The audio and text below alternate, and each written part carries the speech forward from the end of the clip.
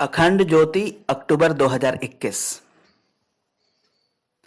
सामग्री नहीं, संस्कार है भगवान को प्रिय।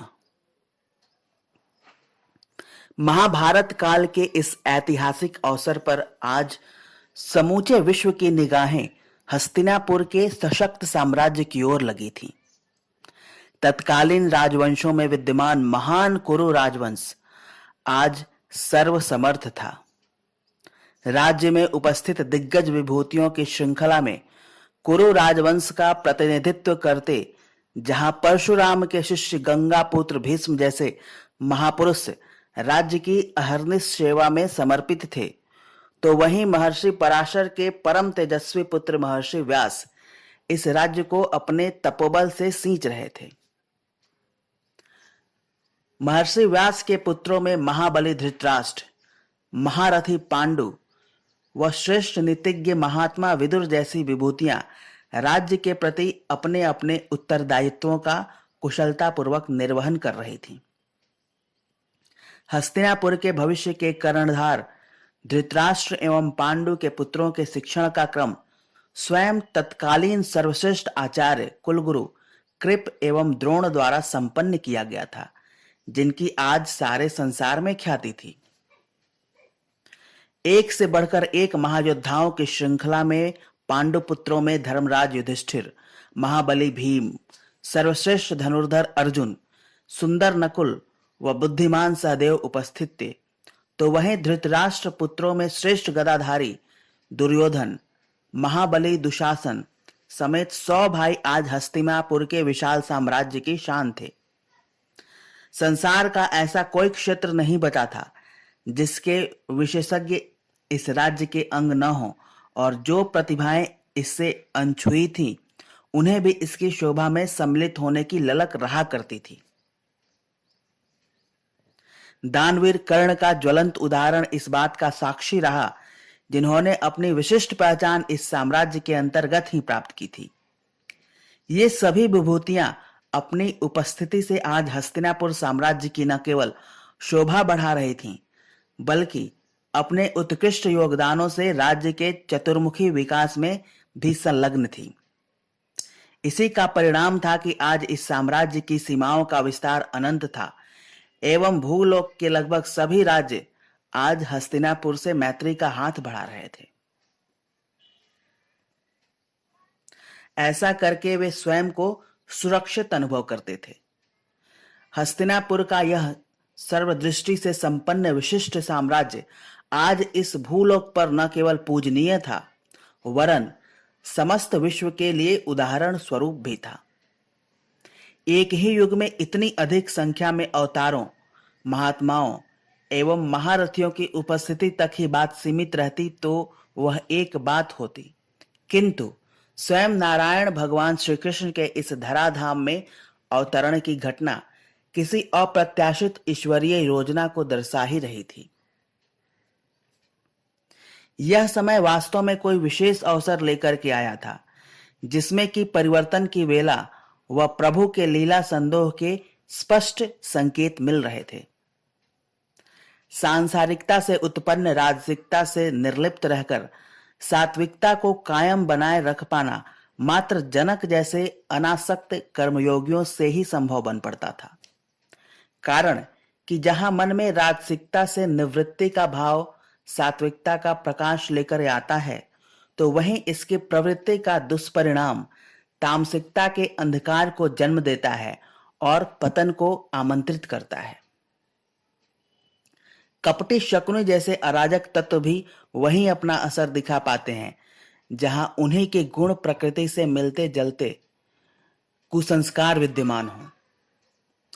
नरेश धृतराष्ट्र की निजी उच्चाकांक्षाओं का दुर्भाव पुत्र दुर्योधन के माध्यम से सिर चढ़कर बोल रहा था, जिसे छली शकुनी का पर्याप्त मार्गदर्शन प्राप्त था।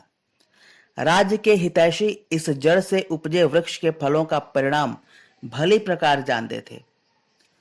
कुरु राजवंश की अज्ञान जनित विवशता भी राज्य की प्रजा समेत प्रतिष्ठित राज्यों से छिपी न थी। वे सभी हस्तिनापुर के इस आमंत्रित दुर्भाग्य की हास्यास्पद स्थिति के दृष्टा बने पतन का तमाशा देख रहे थे। वर्तमान समय के संस्कारों का परिमार्जन यदि इतना ही सहज बन पड़ा होता तो स्वयं नारायण को आज धराधाम में अवतरित होने की आवश्यकता क्यों ही महसूस हुई होती।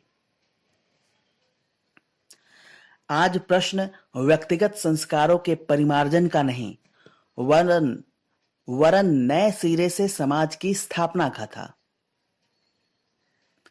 वर्तमान समाज में हुई धर्म की क्षति मानवता को अधिक समय तक जीवित नहीं रख सकती थी। धर्म के प्रतिनिधि पांडवों पर अधर्म के प्रतीक बन चुके कौरवों द्वारा राज्य के लोभ में निरंतर किए जा रहे अत्याचार को दीर्घकाल से बिना किसी आपत्ति जताए सहन करते जाना पांडवों की सहनशीलता की पराकाष्ठा थी। किंतु फिर भी पांडवों ने अभी तक युद्ध का मन नहीं बनाया था। भगवान श्री कृष्ण पांडवों पर अब तक हो चुके अत्याचारों व साथ ही उनकी क्षतिग्रस्त मनोदशा से भली भांति परिचित थे। भगवान श्री कृष्ण के मार्गदर्शन में धर्म का अवलंबन करते आए पांडवों ने यही निर्णय लिया था कि वे युद्ध के लिए तभी तत्पर होंगे जब शांति के सभी मार्ग बंद हो जाएंगे। हस्तिनापुर राज्य के निष्पक्ष महामंत्री विदुर ने जब देखा कि धृतराष्ट्र और दुर्योधन अनीति करना नहीं छोड़ते तो सोचा कि इनका सानिध्य और इनका अन्न मेरी वृत्तियों को भी प्रभावित एवं दूषित करेगा। इसलिए वे नगर के बाहर वन में कुटी बनाकर पत्नी सहित रहने लगे। अति सामान्य जीवन यापन के क्रम में विदुर जंगल से भाजी तोड़ लेते, उबाल कर खा लेते तथा सत्कार्यों में प्रभु स्मरण में समय लगाते। शांति के मार्ग से धर्म की स्थापना का अंतिम प्रयास करने स्वयं भगवान श्री कृष्ण पांडवों की ओर से उनके शांति दूत बनकर उनके लिए 5 गांव की न्यूनतम आवश्यकता के प्रस्ताव को हस्तिनापुर नरेश के समक्ष रखे जाने के प्रयोजन से हस्तिनापुर पहुंचे। किंतु दुर्योधन के अहंकार के कारण वार्ता असफल हो गई। भगवान श्री कृष्ण द्वारा शांति स्थापना के लिए किए जाने वाले सारे प्रयास असफल हो चुके थे। महाभारत का यह भीषण युद्ध अब निश्चित था। लोक व्यवहार में आतिथ्य की शालीनता को भंग करते भगवान श्री कृष्ण राजकीय सत्कार एवं भोजन आमंत्रण को अस्वीकार करते विदुर के यहां जा पहुंचे। वहां भोजन करने की इच्छा प्रकट की। विदुर को यह संकोच हुआ कि शाक प्रभु को परोसने पड़ेंगे। विदुर ने जिज्ञासावश भगवान श्री कृष्ण से पूछा, आप भूखे भी थे, भोजन का समय भी था और नरेश का आग्रह भी, फिर आपने वहां भोजन क्यों नहीं किया? भगवान श्री कृष्ण बोले, काका, जिस भोजन को करना आपने उचित नहीं समझा, जो आपके गले न उतरा, वह मुझे भी कैसे रुचता? जिसमें आपने स्वाद पाया उसमें मुझे स्वाद न मिलेगा, ऐसा आप कैसे सोच सकते हैं? भगवान श्री कृष्ण के उद्गार सुन विदुर भाव विह्वल हो गए। प्रभु के स्मरण मात्र से हमें जब पदार्थ सामग्री नहीं बल्कि संस्कार प्रिय लगने लगे हैं तो स्वयं प्रभु की भूख पदार्थों से कैसे बुझ सकती है? उन्हें तो भावना चाहिए, जिसकी विदुर दंपति के पास कहां कमी थी। भाजी के सात्विक आहार के माध्यम से वही दिव्य आदान प्रदान चला। दोनों धन्य हो गए। समाप्त।